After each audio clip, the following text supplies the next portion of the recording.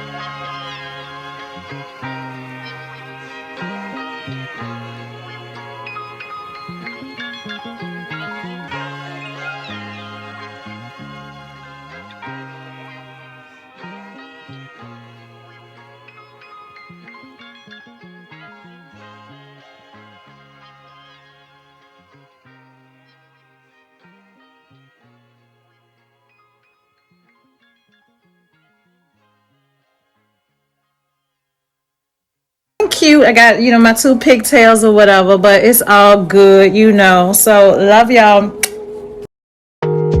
Thanks for watching. Y'all make sure that y'all like, comment, and subscribe, and turn on y'all notification bell so y'all won't miss any more of my videos, my DIYs. Love y'all.